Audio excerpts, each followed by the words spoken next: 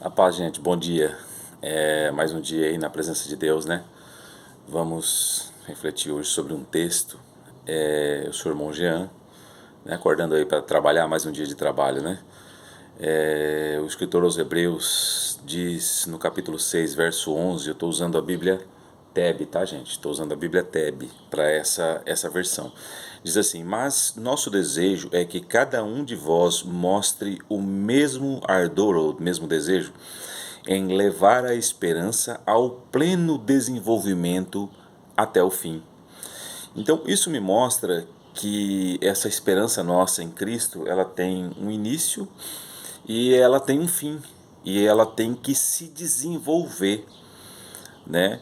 E quando ele fala ardor aqui, ou desejo, ele mostra que você tem que desejar esse desenvolvimento, ok? Então não é apenas Deus, mas você tem que desejar. E quando você vai para o contexto, você entende o que é esse desenvolvimento que está na mente do autor, um desenvolvimento que vai de um início até um fim, né? Por que ele fala isso? Porque havia muitos deles que ainda estavam tardios em ouvir e tinham que ser tratados ainda com leite ou se comportavam como crianças em relação ao conhecimento. Por que eu digo conhecimento? Por que eu mostro que esse desenvolvimento é em relação ao conhecimento? Porque o que ele está falando nos capítulos anteriores é sobre o sacerdócio de Cristo. Obviamente que ele está trazendo conhecimento para a igreja, ok? E esse desenvolvimento, então, ele vai listar aqui como ele acontece e como ele tem que ser. Ele vai listar. Ele mostra no capítulo 6, no verso 1 mesmo, onde ele fala o que é ser adulto, né? O que é ser adulto. Aí ele vai dizer o seguinte: sem tornar de novo, é, os elementos fundamentais, né, da doutrina de Cristo. Ele fala o seguinte: o arrependimento de obras mortas, a fé em Deus, a doutrina dos batismos, a imposição de mãos, a ressurreição dos mortos e o juízo eterno, ou o juízo definitivo, como a minha tradução diz aqui. Ok? Então ele está mostrando que existe um começo para que nós possamos crescer nesse desenvolvimento e chegamos até um fim. Ok?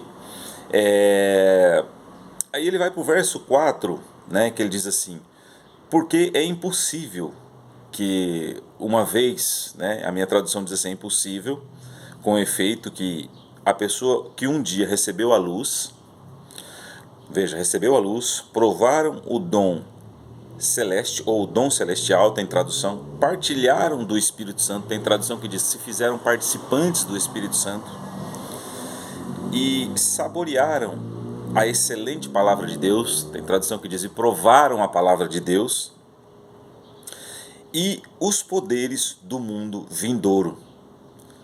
E os poderes do mundo vindouro.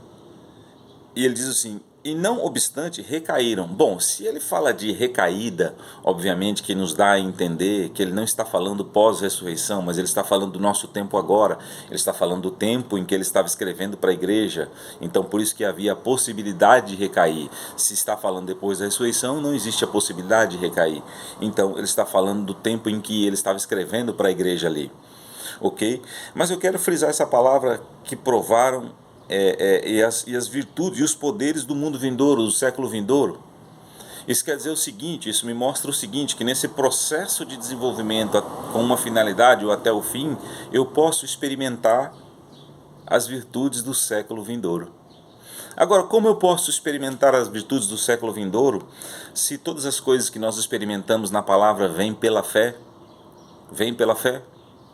Então, se não é pregado isso que eu posso experimentar, obviamente que eu não vou crer. Se eu não vou crer, eu não vou experimentar. Mas para a igreja aqui, se havia a possibilidade durante essa vida, lembre-se que é antes, que se havia a possibilidade de recair, quer dizer que é nesse contexto, ok?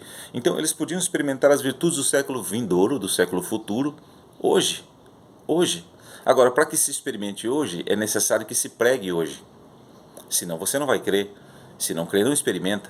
Então, é possível que na vida do crente ele experimente as coisas celestes, as coisas do futuro, do porvir, da instituição do reino sobre a terra. Nós experimentamos disso hoje. É possível experimentar hoje. Agora, como é que nós vamos chegar a esse conhecimento que é possível pregar hoje, experimentar hoje? Para que você chegue a esse conhecimento, é preciso que seja pregado isso. É preciso que seja pregado. E eu quero estar postando em outros vídeos sobre nós experimentarmos as virtudes do século vindouro. Nós vemos isso na igreja primitiva, como eles, principalmente no culto em Coríntios, como eles experimentavam muitas coisas poderosas ali, né? Nós vamos estar falando sobre isso aí num outro vídeo. Tá? Então, para finalizar, isso era o desejo do autor da carta, tá? Que eles chegassem a esse desenvolvimento. Então, você é chamado para se desenvolver no corpo de Cristo, que haja um desenvolvimento. E o contexto fala de uma espécie de escala de crescimento, que te tira de ser alguém infantil, de não poder ouvir certas coisas, até ser alguém maduro a poder ouvir e ter a capacidade pela faculdade, né? Como ele fala aqui, pela prática, tem a faculdade exercitada para discernir ou separar o bem do mal, né? Então, que nós possamos nesse dia ter essa fé, né? De desenvolver a nossa vida cristã de um começo até o fim, ok? E o fim é que você experimente as virtudes do céu, você viva o céu aqui na terra. Eu quero estar falando em um outro vídeo sobre esse propósito de Deus, né? De trazer o céu para a terra. E é isso que você faz aqui, experimenta as virtudes do século vindouro nessa ideia de experimentar aquilo que vai ser o futuro, céu e terra juntos, você experimentar hoje, ok? Por isso que é possível que experimente as virtudes do século vindouro, amém? Então, você tenha um bom dia e no próximo vídeo a gente vai estar falando mais alguma coisa aí sobre isso. Deus abençoe, tá? Fica na paz.